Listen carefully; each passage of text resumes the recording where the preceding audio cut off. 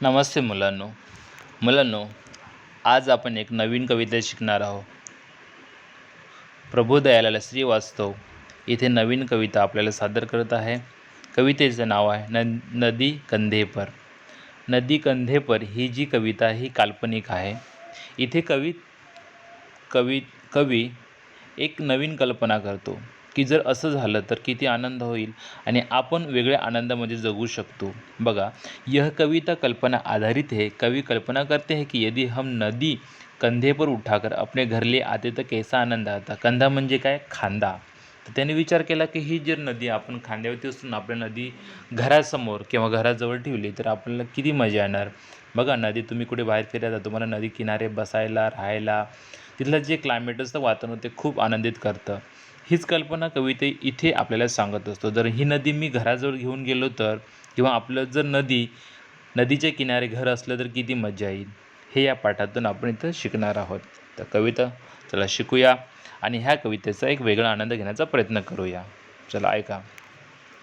अगर हमारे बस में होता नदी उठाकर घर ले आते. बघा, कवी इथे काय सांगत असतो की अगर हमारे बस में होता. बस म्हणजे काय? आपल्या मुठीमध्ये, की आपल्या मनामध्ये, म्हणजे आपल्या मनात किंवा वश जर माझ्या वशमध्ये असतं, म्हणतात ना की मेरे मन में होता तो ये मी कर सकता हूँ.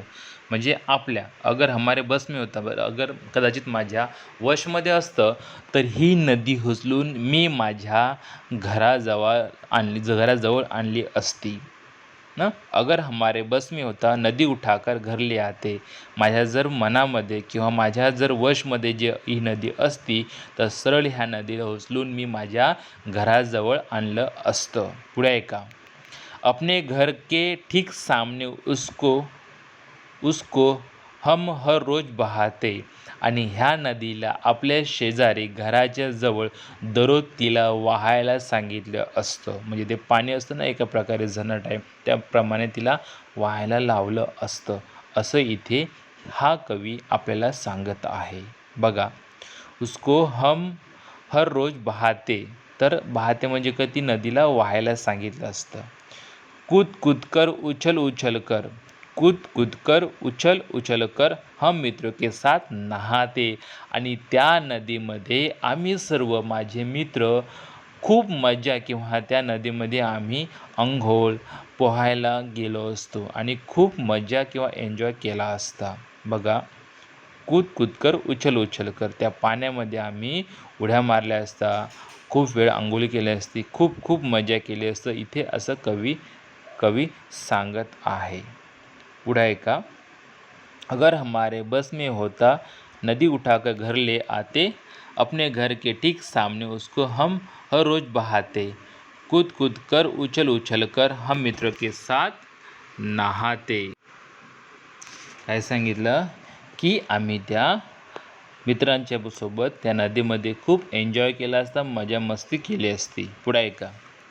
कभी तैरते कभी डूबते इतराते गाते मस्ताते. बघा काय सांगितलं कवी. बघा, कल्पना किती मस्त करतो. तर त्या नदीमध्ये बघा, हम कभी नदी में देर तक तैरते, कभी डुबकियाँ लगाते, कभी पानी की तरह पर आ जाते, खूप मस्ती करते, गाणे गाते अपने दोस्तों सभी परिचयों को. म्हणजे बघा, त्या पाण्यामध्ये आम्ही आंघोळ केली असती, डुबकी घातली असती आणि खूप मजा केली असतं, असं इथे कवी सांगत असतो. बघा, कभी तैरते कभी डूबते इतराते गाते मस्ताते, नदी आ गई चलो नहाने आमंत्रित सबको करवाते. आणि काय सांगितलं की नदी आमच्याकडे आलेली आहे आणि ती जवळची जी माणसं आहेत त्यांनी आमंत्रित केलं असतं. काय, या आमच्याकडे नदी आणलेली आहे, या नदीमध्ये आंघोळ करा आणि मजा करा. बघा, नदी आ गई चलो नहाने आमंत्रित सबको करवाते. पुढे ऐका. सभी उपस्थित भद्रजनों का नदियों से परिचय करवाते. आता बघा काय सांगितले की जी लोक आमच्याकडे आलेली आहेत, त्या भद्रजन म्हणजे काय, सज्जन लोक, जी तिथे आलेली व्यक्तीला असतात, त्या लोकांचा परिचय म्हणजे नदीची ओळख आम्ही करून दिली असती. अगर हमारे मन में आता झटपट नदी पार कर पाते. आणि जेव्हा मनात आलं तेव्हा नदी पटकन आम्ही ती पार केली असती. बघा, जितने भी लोग लोग हमारे बुलाते पर आते, हम सभी सज्जनों का नदी से परिचय करवाते। जब कभी हमारे मन में नदी को पार करने का विचार आता है तो हम तुरंत नदी पार कर लेते. म्हणजे जेव्हा आम्हाला इच्छा झाली असते की नदी चला पार करूया, लगेच दुसरीकडे गेलो असतो. आता जर नदी किनारी गेलो ना, आपण विचार केला की नदी पार करायची तर आपण नाही करू शकत. तिथे ब्रिज नसतो, पाणी खूप असतं आणि आपल्याला कोणी तिथे नदी पार करण्याचं परमिशन देणार नाही. बघा, कभी तैरते कभी डूबते, इतराते गाते मस्ताते, नदी आ गई चलो नहाने, आमंत्रित सबको करवाते. सभी उपस्थित भद्रजनों का नदिया से परिचय करवाते. अगर हमारे मन में आता झटपट नदी पार कर जाते. जर आमच्या मनात आलं असतं तर नदी आम्ही सहज ती पार केली असती. पुढे आहे का, खड़े खड़े उस पार नदी के मम्मी मम्मी हम चिल्लाते. शाम ढलने फिर नदी उठाकर अपने कंधे पर रखवाते. लाए जहाँ से थे हम सब, उसको जाकर उसे वही रख आते. आता बघा काय सांगितले, बघा त्यांनी काय सांगितलं, जब हम नदी दूसरे ओर खड़े होकर जोर जोर से माँ को आवाज लगाते. आणि आम्ही नदीच्या दुसऱ्या बाजून जाऊन जोरात जोरात आईला आवाज दिला असता. खूप चिल्लाते आणि जोरात ओरडलो असतो. जब शाम रात बदलने लगती तब हम मित्रों की सहायता से नदी को अपने कंधों पर रखवाते और वही लेकर जाकर उसे रख आते.